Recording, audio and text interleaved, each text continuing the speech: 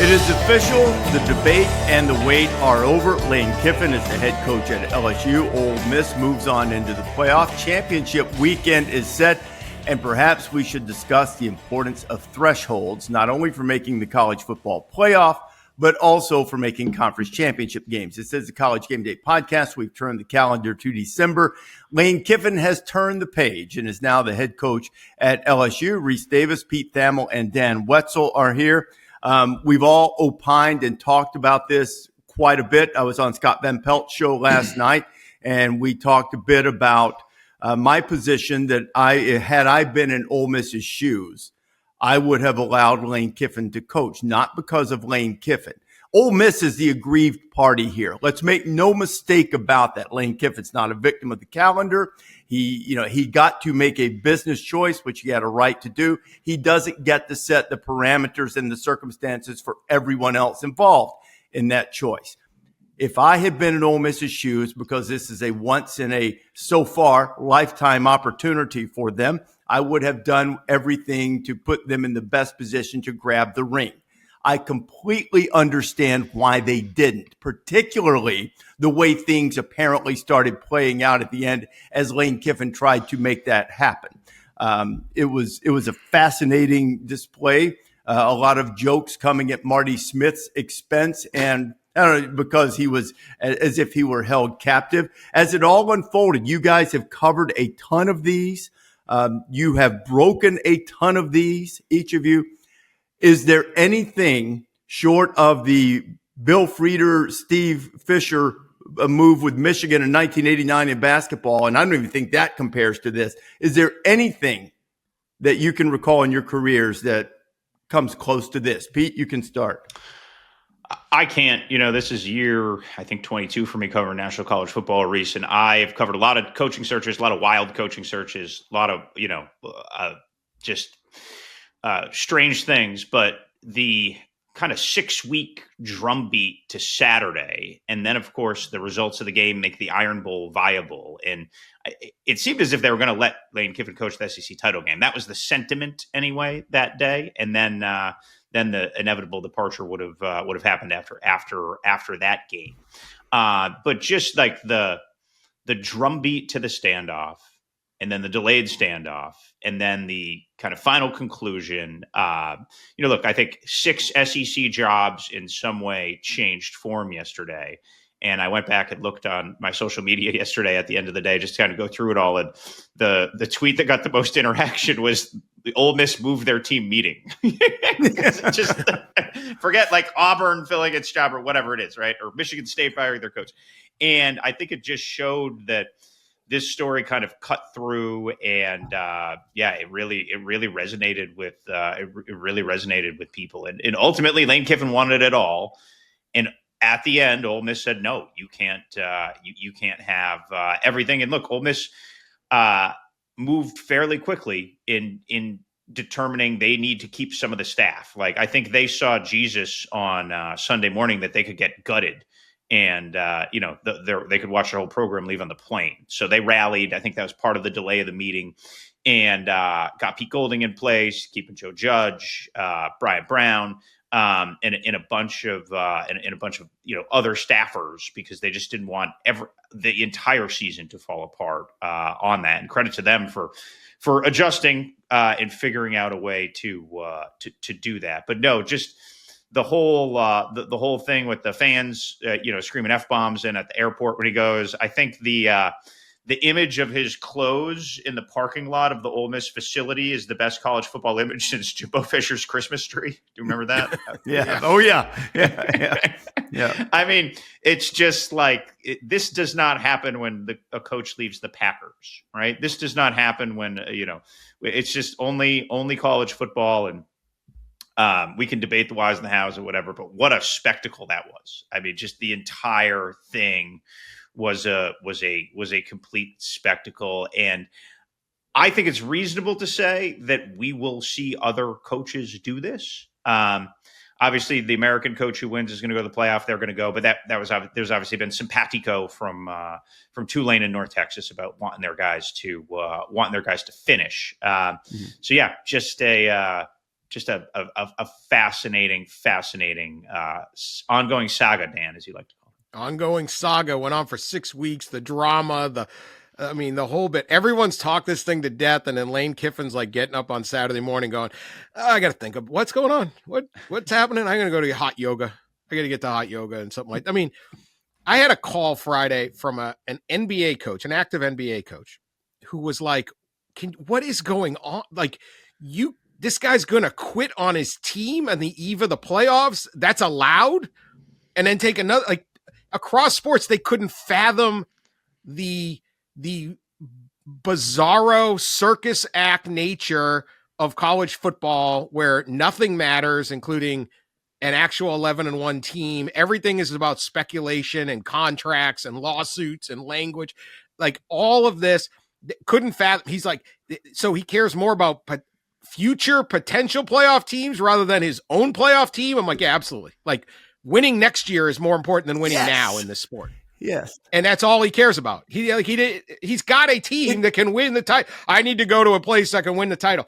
And then, so I've never seen anything quite like that because of the timing and the fact that he's walking from such a good team. It's not the same with the group of 5 guys.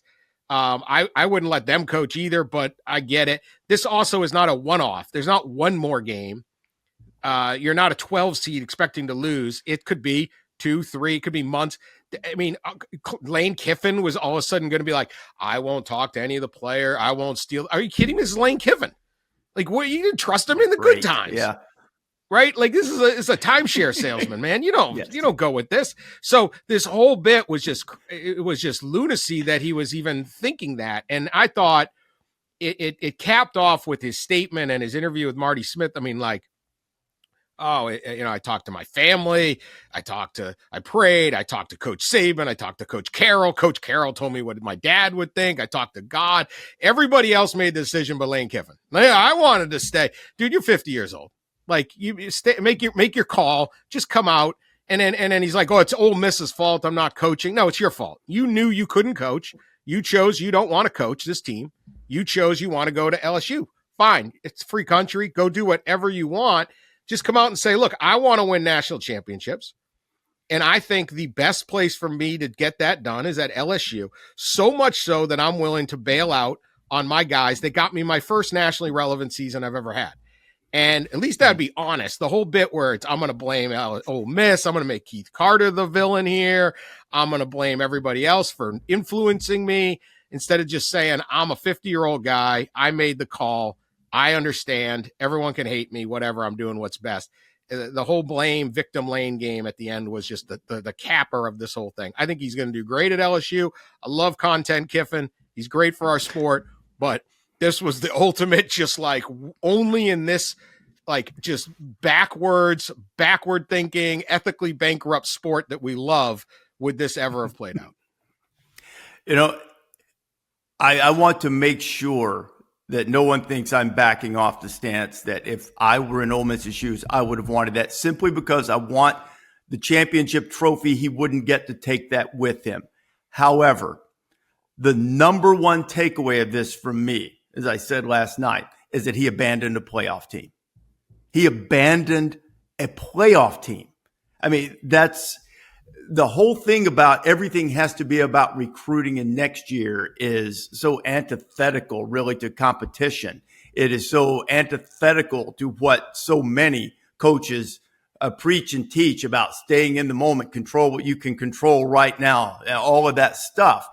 And the other thing too is that I just don't want to hear any more from him. I can hear it from other people. Look, I wish him success. He's neither friend nor enemy. He's a coach that we cover. I wish him success because these guys put a lot into it, and he does too. But I don't need to hear any more about pouring into young people. I don't need to hear that. This is about one thing. It's about winning, and it's about his career. And that's okay, because that's what a lot of people do in life. The three of us on many occasions in our lives have made decisions based on our own best interest and what we perceive and believe to be the best interest of those closest to us, our families. If if this were about anything else, in my judgment, any coach, not just Lane, would have said, boy, I really want that LSU job. I've committed to these guys. I've poured into them. There will be another great job open someday. And maybe I'll get that. Maybe that'll be the time. Or maybe there won't. So it's okay that he decided to do this. Perfectly fine with it. And by the way, I'm also okay with LSU. LSU targeted the guy that they believed could lead them back to glory, and they went and they got him under the parameters of the whacked out sport and calendar and all that stuff that we have. The calendar and the parameters, that's what's in place right now. You abide by those rules, and LSU did nothing wrong. They went and got the guy they wanted. Ole Miss is the aggrieved party. They are aggrieved by Lane, but Lane had a right to do this. But I agree with you 100%. Say what it is. Stop trying to make this about pouring into somebody. If you're trying to win games. I remember one man, and these aren't mutually exclusive. You can do this. You can do this also. You can pour into the people in your program and help them along life's way while you're coaching. That's great. I mean, and you should do that. That's what we as humans should do. But I'll never forget hearing a coach that I respect and admire from the standpoint of a human being as much as any I've ever been around. I remember hearing David Cutcliffe one time at one of our seminars say our number one job is to develop young people. No, it's not. No, it's not. Number one job is to win. This is a business. It's entertainment business, sweetheart. And your number one job is to win. And Lane Kiffin thinks he will win more long-term, and he believes that is more important than winning now at Ole Miss. Made a choice. And, but I do think the choice follows him, and it is yet another chapter in the saga, the documentary that came out. Someone pointed out that the last quote in the documentary was something along the lines of, paraphrasing here, that a number of decisions he's made in his life and his career were about him, and he's trying to make it not about me. Well, this decision was about him and perhaps those closest to him in his family, but certainly about him. And that's all right, because that's all you can really control. I just don't need to hear that it's about something else.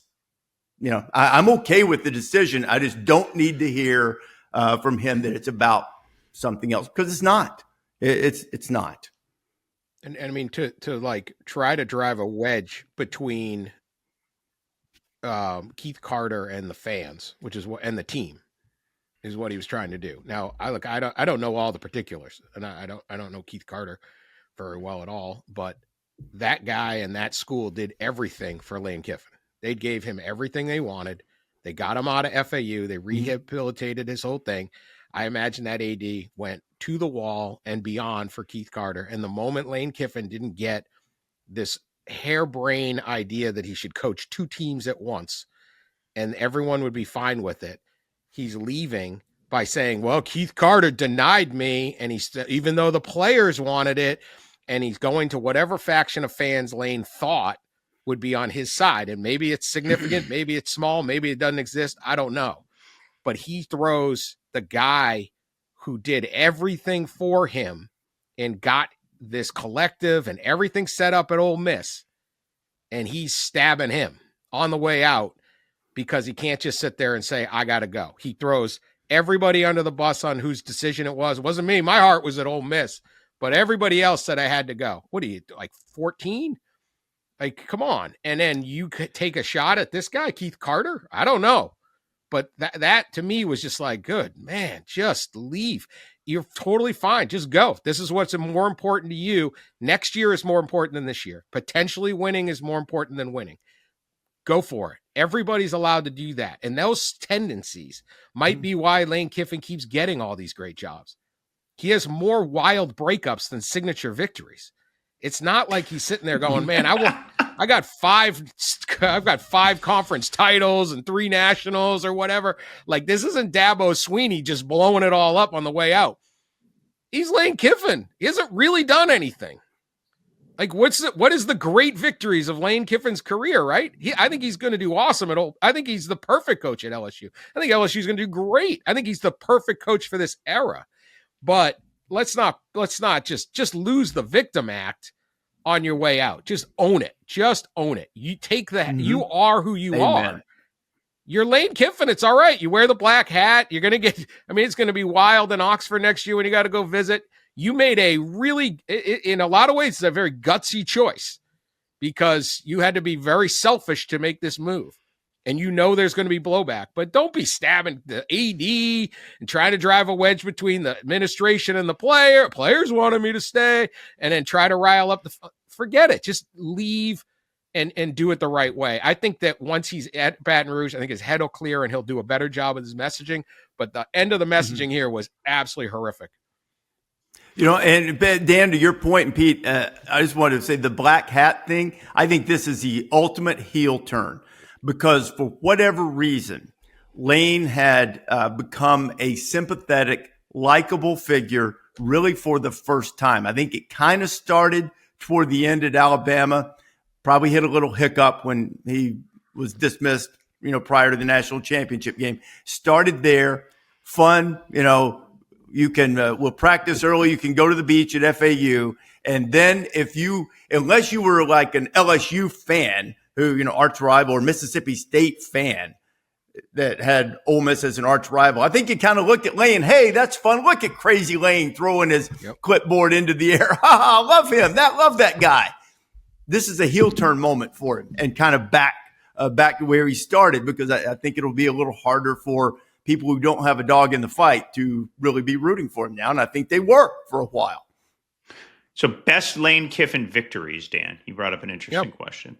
He won at Oregon as the USC coach in 2011, I believe. It's USC's last win at Oregon. Now they didn't play 38-35, kind of knocked him out of the playoff picture. Yeah, they didn't play every other year there, so that's a little bit of a funky stat for USC and Oregon. It's not like it's round robin every other year or whatever.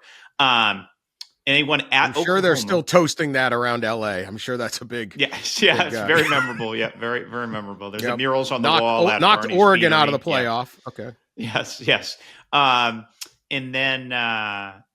then they won at Oklahoma this year, which at the time there was a statistic that was Lane Kiffin's first top 25 road victory in the SEC in 6 seasons.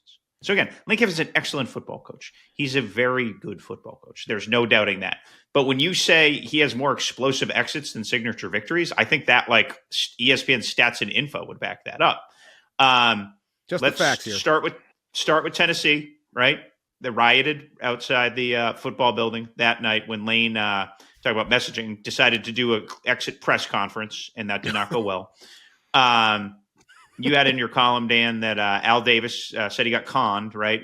How long was the field goal that he had Janikowski try? 76-yarder. Yeah, it's just even in today's NFL, which we're kicking a 60-yarder is now sort of normal. That's a long field goal. Cam Little of the Jaguars splits the uprights, but please proceed. Yes. Sorry, no Jag kicker. Janikowski may have been out all night the night before too. Who knows? I mean, he throws Janikowski out there just to troll his own. I don't know. It was great. This is why I love Lane Kiffin. I love the guy. Just own it. And that's what I like about him. He owns it. He's like, I'm getting fired anyway. Sebastian, go try a 76-yarder. Like he ran an NFL team like a lot of us would. Go ahead. The FBO firing at USC. Yep. They lost at Arizona State. I think it was a Thursday game, and didn't make it till sunup in LA. Rece just mentioned the Alabama firing between the semifinals and the national title game. That one's still like a wow. You know what I mean? Like in the lexicon of bloodless Nick Saban firings, that one was like all time. And that's an example of you can't really do the two jobs. We know he can't. He was a coordinator. And Saban's like, Dan, that's the point, is their game plan and their performance in that game before was what led to it. And right. It's empirical data, as Pete likes to say. Yeah. But that was, different stage in his career, is 9 years ago. So maybe he's changed, but in that area. Yeah. And then the FAU, he was good. That was good. He won the Conference USA title, and then scooted over to Oxford. That was relatively drama free. So look, like ultimately, we're, as Coach Corso would say, we're all in the entertainment business, sweetheart, right? Like this thing's all like this huge spectacle. And I mean, if this was like boring and we were writing talking about like the, navigating the NFL salary cap, it's not very good content, right? This is, the passion and emotion is what fuels it. And 10 years from now, I always think, what are we going to remember, right? I think we're going to remember the FU at the airport. And I think we're going to remember the image of his hanging dry cleaning shirts in the parking lot from all that. Maybe some of the Marty Smith memes that might become part of it too. I was as Saturday dragged on, I was starting to enjoy those a little bit.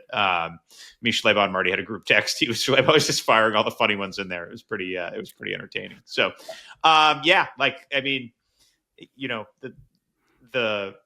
it's the whole thing is just the whole carousel this year has been the most unbelievable carousel that I've seen, between the buyout money, the volume of high end jobs.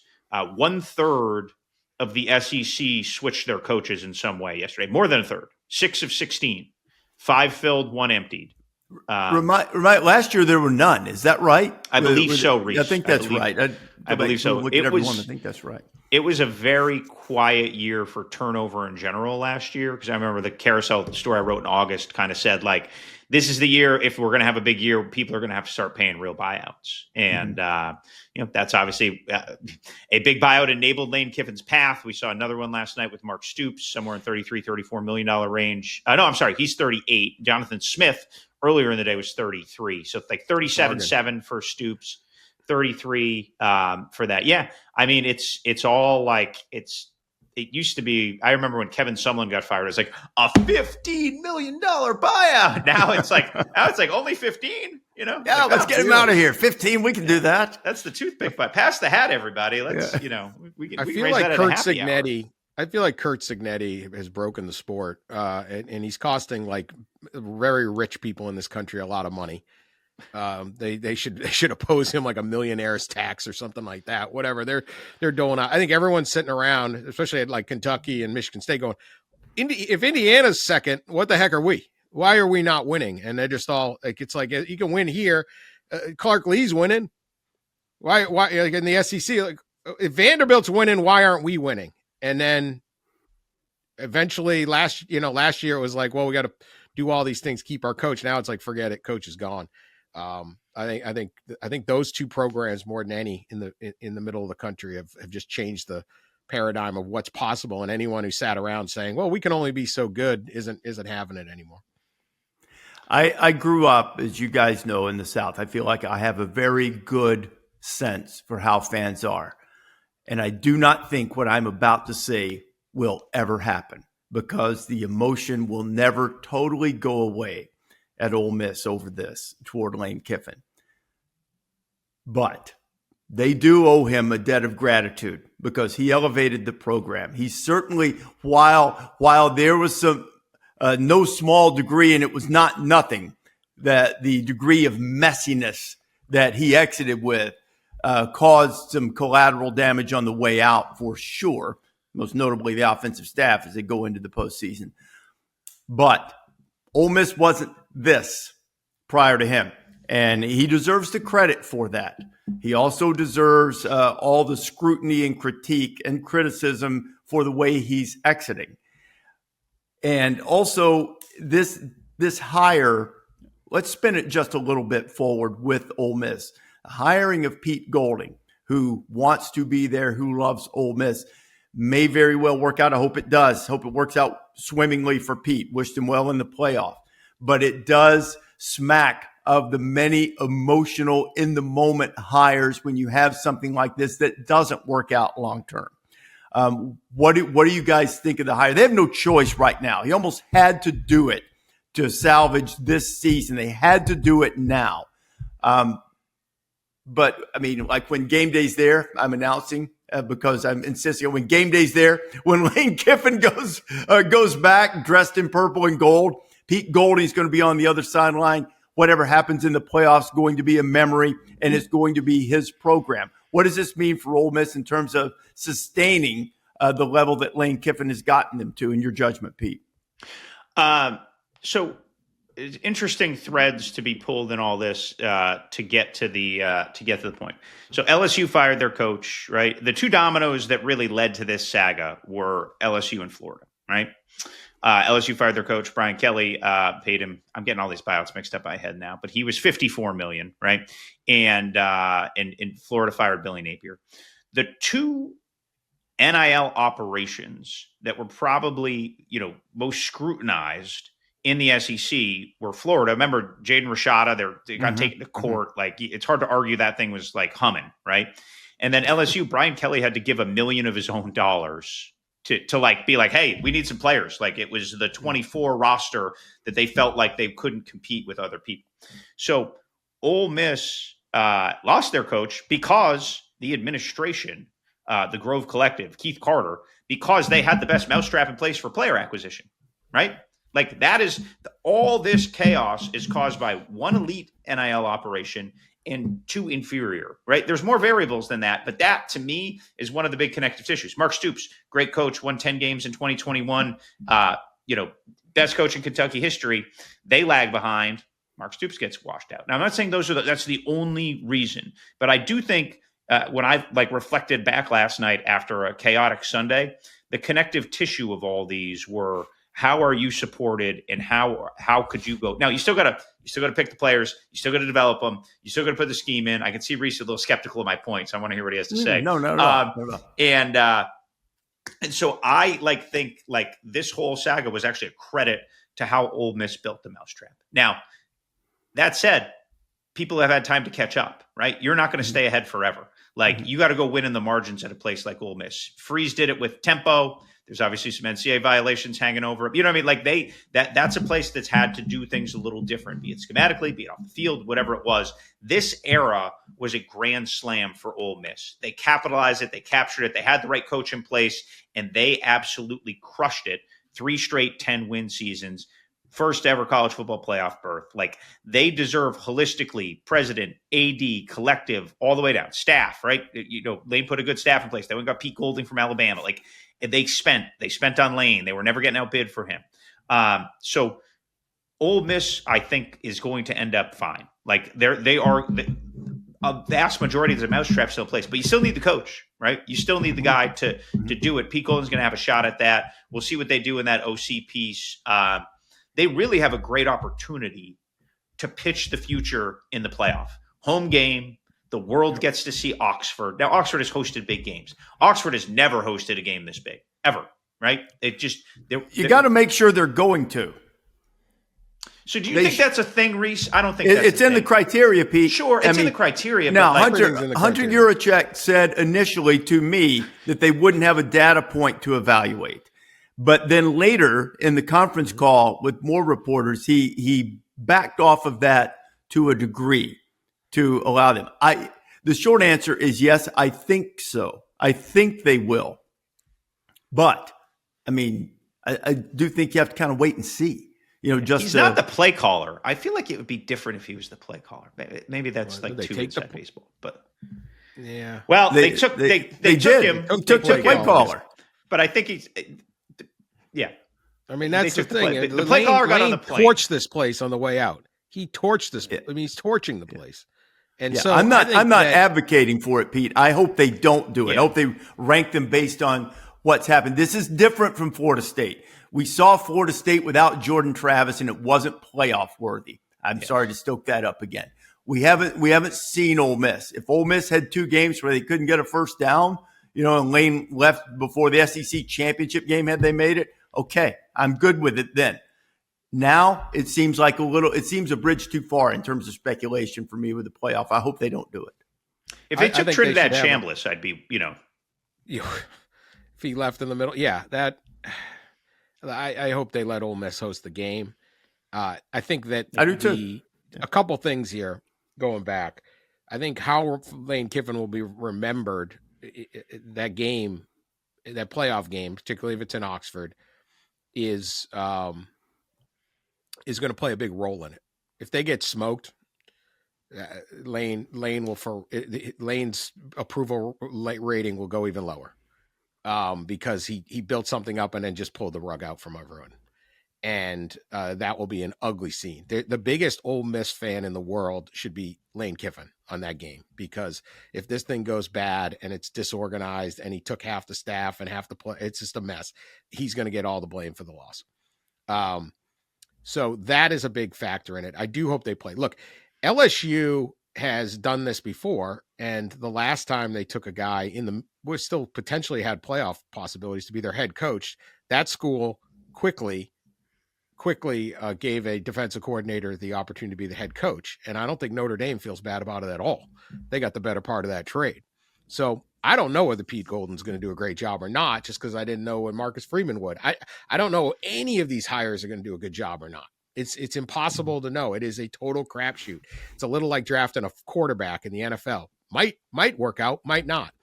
But I think that this is part of why Lane Kiffin couldn't coach. You have this opportunity for the fans to be excited. And nobody in this sport ever thinks about the fans. I've talked about this before. The way we set everything up is at the convenience of administrators, coaches, and bowl directors and all the other networks. And nobody cares about the fans. Fans need their day to celebrate, come together, enjoy this thing, and potentially get a great victory, and have their town and their program showcased and potentially build to the future, because it is a huge night. That is going to be the first round playoff game that has the biggest implications beyond simply who's moving on. What is left of this Ole Miss program? It could be a great celebration. It could be a great launching point, or it could be an absolute disaster where everybody's turning even more against the guy who isn't there and is watching on TV in Baton Rouge. Do you think a certain collegiate game day show, Rece, will be in Oxford, Mississippi? I mean, it all depends on the matchup, but I think there's a really good chance of it for the reasons that Dan articulated, and probably also where they're going to wind up. The caveat might be, if they wind up 5 or 6, if they wind up in one of those spots, then maybe the matchup doesn't quite merit it. So I don't want to put it there. Now 7? Yeah, I think they're because Oregon moved ahead of them. And where's Texas A&M going to fall with that? How's that all going to shake out? We'll get a good picture of that on Tuesday night. But I think that would be certainly compelling theater if that's the case, either for Friday night Interesting or Saturday. Signs. High noon Who's your game. sign editor? Your sign editor. Oh man, that guy's going to be busy. The thing is, and we something only about have housewives and something else are going to be everywhere. Yeah. That seems to be the battle cry now.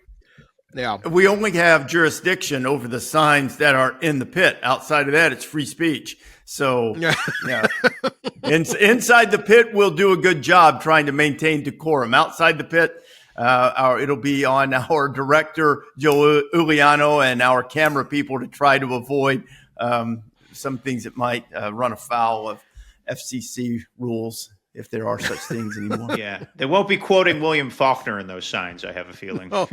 Yeah, I love the line. Faulkner, you might come up or something similar to it. I like the idea, or I don't remember which column it was, but someone said had he stayed, that he had the chance to be the biggest thing in Oxford since Faulkner. That might be the only time I've seen Lane and William Faulkner compared. Very similar. I think some people will be like, does Kiffin have a child named Faulkner Kiffin? Because there could be some chants that sound a lot like that. That's in the student section. Hey, that helps. There is a if that were to happen, that's like where we say, or they Pat often will say, are they saying truck pit? Are they saying good luck to Pitt or whatever? There's another one. It's Faulkner-esque. Yes. You can't make this thing up, man. You can't make this thing up. I got an idea that almost seems unthinkable. Let's talk about something else. Yes. How about that? Yes. We'll be back on this. This is an ongoing saga. Don't worry. I know it is coming. It's coming back. I know it. Just for a little while, though. Conference championship games are set. We brought this up quite a few weeks ago, much to the chagrin and somewhat outrage from some members in the ACC office that the doomsday scenario was that the Duke Blue Devils could win the conference and leave the ACC without a representative in the college football playoff. Now, Manny Diaz and company are one single win with an explosive offense away from doing that if they can upset Virginia. Big tie. It came down to the record of conference opponents. Ended up keeping Miami out. And it brought back up this idea, and this is the first time I've thought of it. Don't want to sit here and act as if I've been pounding this table for conference championship games. But I remember back when we first went to expanded the playoff, I'd said to several people, shouldn't you have to, if you're going to get in the 12, shouldn't you at least be, ranked in the top 20, ranked in the top 12 to get an automatic bid? And I was thinking more along the lines of the playoff. But now you have this glut of teams tied in the ACC. And in order to put forth the best team in the ACC, maybe it's time to think about that you choose that team based on who the highest ranked team is. I understand the motivation. The motivation was pure. It was like, let's take the subjectivity out of it. Let's do objective. Let's look at the records. But the conference is so big, the records so dissimilar now that clearly, over the course of the season, clearly Miami is a better team than Duke. They didn't play. They lost the tiebreaker. Duke has 5 losses, and they're in over a team that's fighting for an at-large bid. And if they didn't have the same conference record, I'd say that's tough. But, I think really that would be a way to look at it. What do you guys think of that idea in terms of trying to put the best teams into these championship games and best teams into the playoff? I mean, I feel bad for everybody who wrote all these tiebreakers because, boy, were there some real, and this is just the byproduct of the leagues getting too big. I mean, with the ACC of 17 teams, right? This is going to end up being untenable, and it's hard to predict it. And what always happens in college football is something happens, there's a controversy, and then they change it the next year, right? And exactly. Then they change, and that's just that is the circle of life we've all lived in and gotten accustomed to. And this is no knock on Duke, but Miami and Virginia are the 2 best teams in the ACC. And how you can just say I know that, we all know that, Jim Phillips knows that, and Manny Diaz would probably admit that, right? Even though it would probably be through gritted teeth, very gritted teeth. But you have to write the rules and you have to follow the rules. So I'm not saying they should change. No, I know. Now I'm not saying. So it's very tricky to predict this scenarios. I mean, the thing is, we play thousands of college football games, and there's just so many variables that come with that, and there's so little data on leagues this size and the different results that can happen. Yeah, I think it's I think it's fascinating. There's a few. The Mountain West went down to computer rankings, right? Yep. And the MAC might be the worst one of all. They have Miami going in over Ohio and Toledo, and Miami lost to both Ohio and Toledo. Toledo beat them 24-3. Ohio beat them 24-20. So in the MAC tiebreaker was Miami was 3-0 versus common opponents. Toledo was 2-1, and Ohio was 1-2. Which again, this is all going to be very unsatisfying, right? They might as well just go send them to the Buc-ee's and do a coin flip, Dan. The coin flip. Let's bring the coin flip. Let's legitimize it, okay? And that is actually the 6th tiebreaker of the ACC. We got to number 4. We got to 4. We're 2 from Armageddon, the dream of the cookout in Durham, hosting the flip. Great shakes. Or wherever you want to host it. It might be. I don't want to give Duke a home cookout. Home flip advantage. Yeah, home flip advantage. These leagues have to stop pretending they're leagues. They're not. This is not a conference. This is a conglomeration of teams. It's a television contract. That's all it is. And so they write the rules with good intentions, like they're an actual league, like they were a 10-team league, and every once in a while something could happen if you don't play the pure round robin. And so they created all these old rules. None of them have any bearing on what's going on. And the problem is, if you go to the 4th one was combined win percentage of conference opponents. That's what Duke got in on somehow. The fifth was a computer ranking. So they need to move the computer ranking thing up because I just think this is what is the purpose of the ACC's job should be get as many teams into the playoff as possible. Mm-hmm. Get your best teams into the conference championship game. This didn't determine it. And I think all of these things could do it. But if you're going to go to the coin flip, the problem with, this percentage of that, then you lose the head-to-head. It's a mess. But these are not conferences. They're just not. There's nothing about these things that make any sense. And they try to apply sanity to an insane system. And here we go. I feel for Miami. Okay, Miami. I do too. Yeah, they're getting screwed out of the ACC championship game by this ridiculous system that somehow put a team that lost to UConn, Tulane. This is absurd. Illinois. All bunch of stuff that has nothing to do with how good your team is. You're not in the ACC championship game.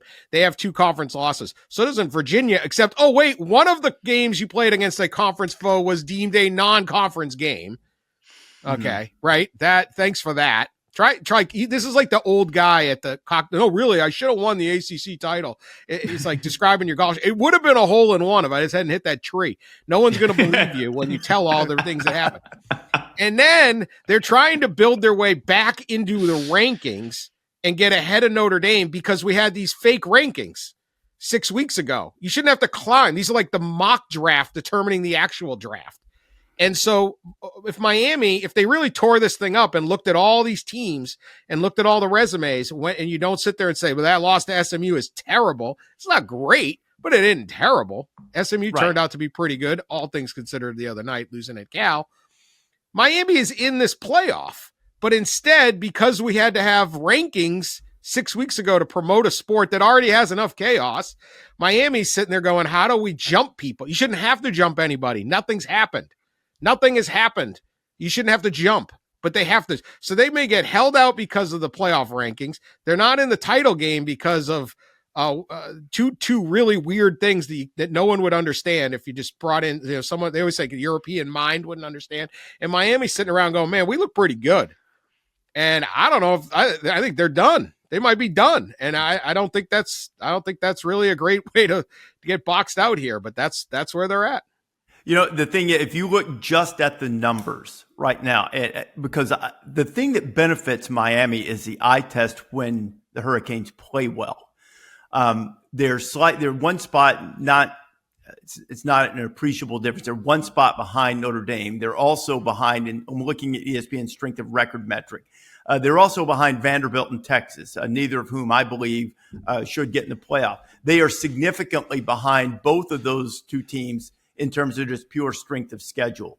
They're well behind Alabama, Oklahoma, Texas Tech, and all of those, and they're certainly well behind Alabama in strength of schedule, behind Oklahoma. But the thing that benefits them is you watch them play, and they look like a playoff team. The problem was that those 2 games, twice they didn't look like a playoff team. Both were close losses. Both were sloppy, and I feel like that they, from a talent standpoint, the reason they're being docked, and I understand disagreeing with this notion, but the reason is it's almost as if they're being penalized because they are clearly the best team in the ACC. They're the most talented one, and it's like, okay, we're really going to give you 2 underwhelming performances. I have zero problem if Miami gets in the playoff. Miami's a playoff team.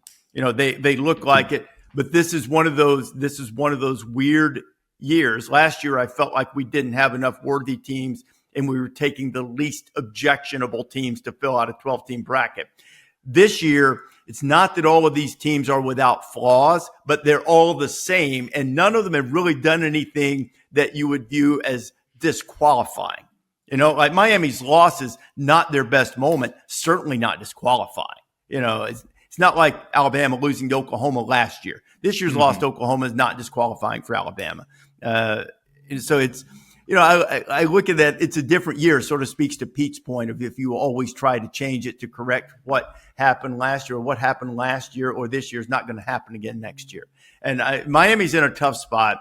There's no way to have anticipated a 6-way tie for second place. It included a 5-loss team overall, and somehow they come out of it on top. Now, for Manny and the Blue Devils, go try to win a title. Oh, yeah. And then see if you sneak past James Madison. I don't think they will if James Madison, wins its conference. But if they you don't think so, huh, Rece? I don't. I don't think James. They'll put James Madison in. I think that if I'm not saying it's right, but I don't think they'll do it. Well, here's the thing. Let's look at this right now. If they're looking at enhanced metrics, James Madison has a terrible strength of schedule right now, according to ESPN. And to reiterate, those aren't precisely or not the same numbers that the committee is looking at, although one would surmise they will at least be in the ballpark of the committee's formulas, which are not necessarily made public. James Madison's strength of schedule is 118, but their strength of record is 18. Now you have to go and look for Duke a little bit. Duke's strength of record is 59, and their strength of schedule is better, but it's still 74. So I think if Duke is the ACC champion and James Madison wins the Sun Belt, I think James Madison gets in. I mean, maybe I'm going to be wrong. Maybe they split the baby and rearrange Miami this week so Miami can get in at large. It's a tough call for sure. Now Virginia wins, Virginia's going. And Virginia's beating Duke. If they win, they're going. But that's my gut. James Madison has not been in the field, correct? It's not one of the 25. They have not ranked them yet, right? I don't think so, Pete. Let me double check. I don't think they have. The committee. So they have been ranked, but I don't think by the CFP committee. Right. They're ranked by the AP for sure. Let's look at the latest CFP. Yeah. Okay. Latest CFP rankings. They're not. No, they're 19th. They're not. No, that's the coaches poll. I'm sorry. No. They're not ranked by the CFP at the moment. So I just want to say this, Dan can attest to this from all the years he and I have worked together. I am a champion of the little guy, if there's anything. Yeah. I love the Cinderella story. I love the upset. I love the small school coach. I really like all that. So James Madison, the playoff would be awesome theater. That is a special place, Rece. We saw that. The one game day I've done, you've done multiple game days there. That place is electric. That might have been the most energized crowd we've ever been. What a gem of a place that is. So this is not any sort of I don't want to come off as anti little guy or anti James Madison. How could they put in, think about it this way, if you're sitting in the committee room, how do you put in Duke over them? Well, I think the argument would end up being that they have one really good win, which James Madison's best win is probably Washington State at home. They won at Liberty. Do you agree, Rece? Yeah, I agree with that. Yeah, I do. Yeah, so I think that becomes the variable that they'd pull the lever on. That's my prediction. I don't have any insight from the committee on that. I don't have any conviction personally on that. But it would be that would be something. And I credit Rece, who has brought up that scenario multiple times. And I was like, I don't know. Well, we're staring at it. Here we are. Yeah, Rece was staring at it right. Stared at right in the nose, I would love to see James Madison win that argument. It'd be more to me it's fun. Nothing against Duke, but it'd just be fun if James Madison got in. Cool. I like that. I just looking at it, I think that they would go, well, Duke has a good win. Virginia, it's a better win. And James Madison's only loss is to an ACC team against Louisville. 28-14, not that bad, but still that's where we're at. And I just think they'll go with Duke, but we'll see. I think it'd be fun to have James Madison in. Doesn't matter to me. Let me say this about Duke. I mean, I borrowed this from my buddy David Pollock. Duke's losses, almost every one of them, they didn't just shoot themselves in the foot. They emptied the chamber and blew off all of their toes. $1 to Pollock. I mean, they've been in every game. Maybe with the exception of the Virginia game. Virginia took it to them in the regular season pretty good. Kind of messed up the UConn game, even though they were good. They certainly messed up the Georgia Tech and Illinois games. Tulane was close. They lost it. It was an emotional return, I'm sure, from Mensa.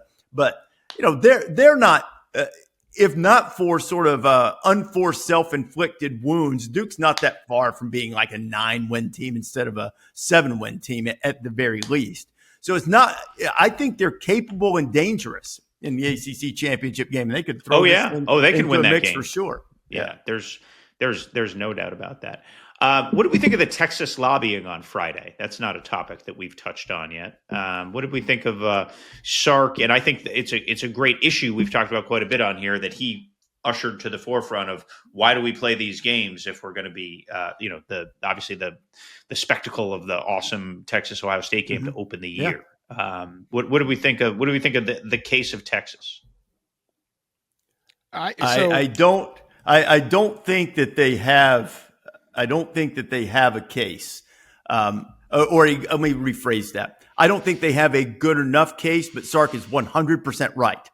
Two things can be true, right? Sure. I think from my standpoint on Texas, over the course of the season, they haven't played well enough consistently, looking like a playoff team or enough, high-level wins. That win on Friday night was awesome. And they looked every bit the part that they could compete in the playoff. But there have been too few of those when your resume is on the fringe, right? But his point is well taken.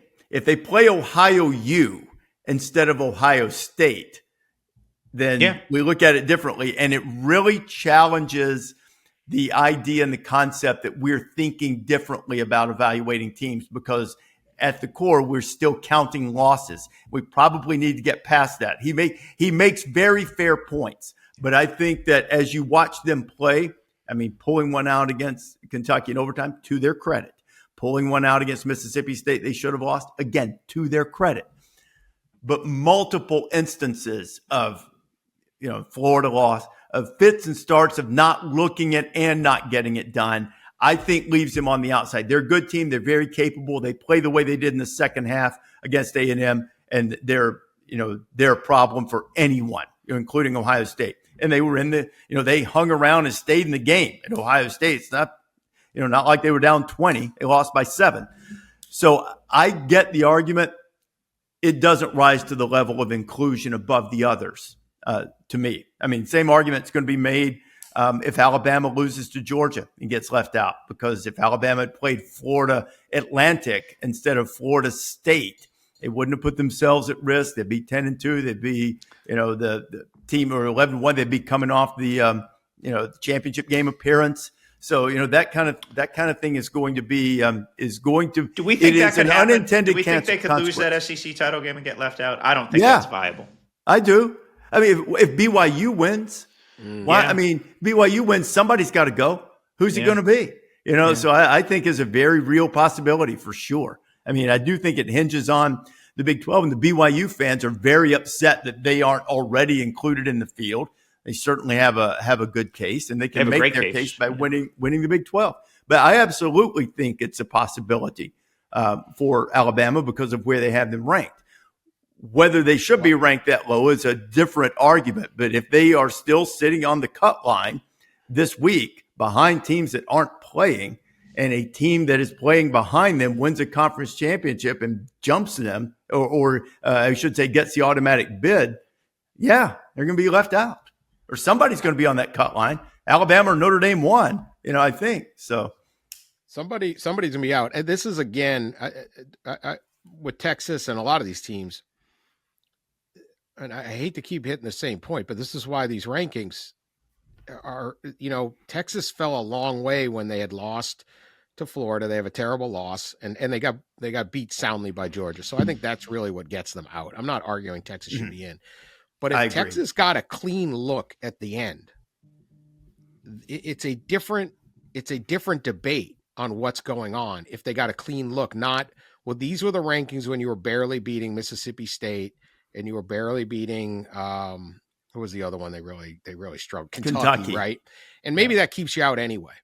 But they started so low, they had to climb back. Again, these are mock drafts. It's like, God bless our coverage of the draft, but it's like so-and-so sliding in the draft, and the draft hasn't happened yet. These rankings are the issue. They will try to fix everything but these rankings.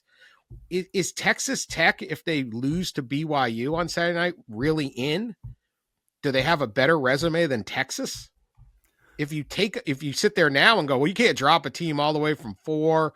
Well, I don't know. Like I'm you have to play a 13 data point. Should you have to do that? That's a debate, a whole nother one. They didn't care about USC a few years ago. They bumped them out of the playoff.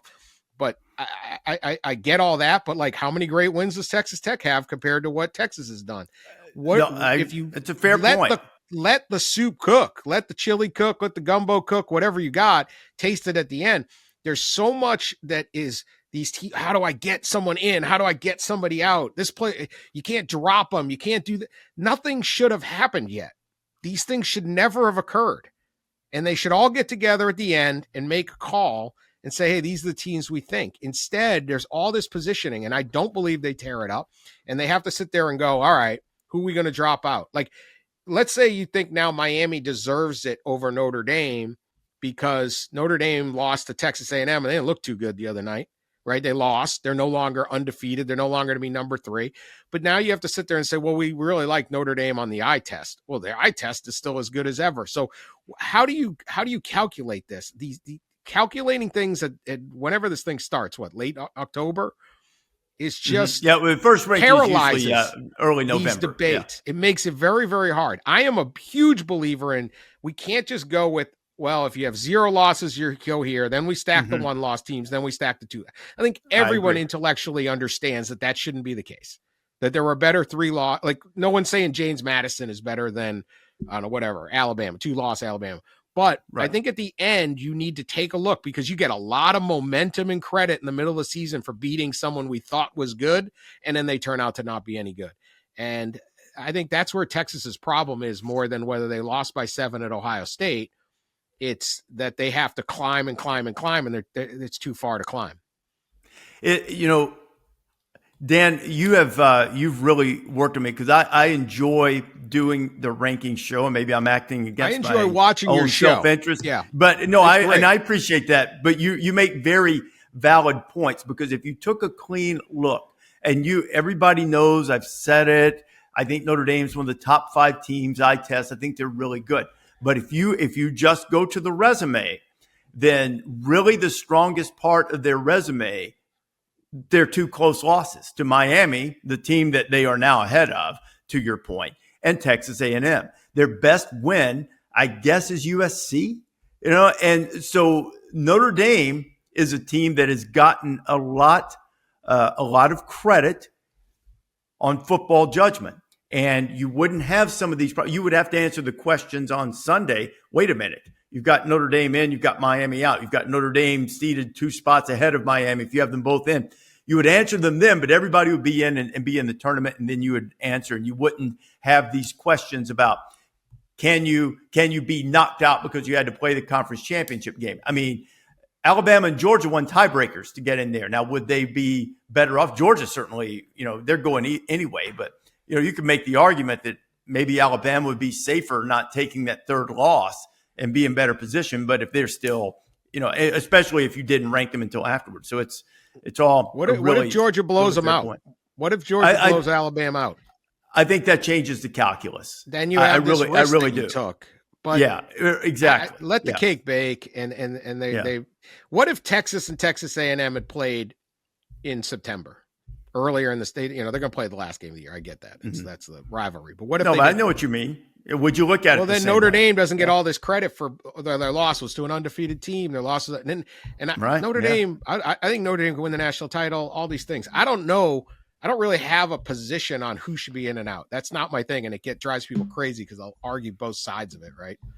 The thing is, I think you should win your conference and then you're in this mix. But the rankings put people in positions that maybe they don't deserve, and we just shouldn't have them. We're letting the mock draft determine the actual draft. They don't sit down at the end and go, well, the Giants have to pick this guy because everyone said they were going to. That isn't how it works. And yet in here, it kind of does. And it would be like, I get it. If Texas Tech loses on Saturday night, and they get thrown out, people will go crazy. How do you drop a team from 4 all the way to 13? That's not fair.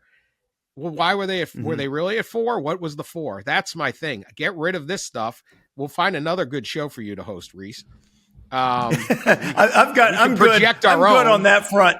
I'm good on that front. Dan. You don't have to look. I'm good. We'll find some. I'm sure we'll find something for you to do around ESPN. There's always something. But like, this is these things. Well, who do you bump out? Nobody should be in. This is all fascinating. I wonder if this year, because I firmly believe this, and I'll leave it with this. I don't believe that there are any definitive right answers to whatever we will see next Sunday. There are no definitive wrong answers, though people will, pound the table and scream and say that there are. I will concede there are probably better answers and worse answers, because you cherry pick what it is that you value, either to try to reinforce your football judgment about the teams or to get your desired outcome. There are flaws on every one of them. There are strength of schedule arguments, there are big win arguments, there are bad loss arguments. What do you value? What do you want the outcome to be? And you're right. Holding it until the end and just spitting out the answer would create a tempest in a teapot for several hours, and then we'd all get on to the games. It's an interesting point. It's better than expanding the playoff to 24 teams or coming to something like that. That's a fundamental altering of the sport. Nobody is considering this small thing that doesn't impact how games are played. Okay, I'm going to leave you with this. Let's all agree to do this instead. Not a big expansion guy, but let's go ahead and expand it to 16. Let's not do the conference championship games. Let's play home games this upcoming weekend for the top 8 seeds.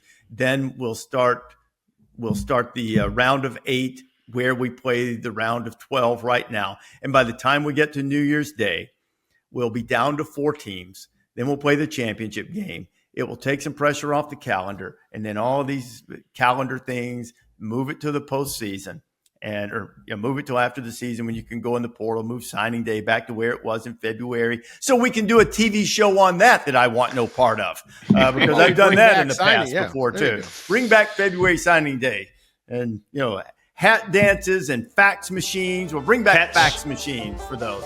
All that. Guys, this has been fun. We appreciate you listening to the College Game Day podcast. Download wherever you prefer to get your podcast or subscribe and never miss a single episode.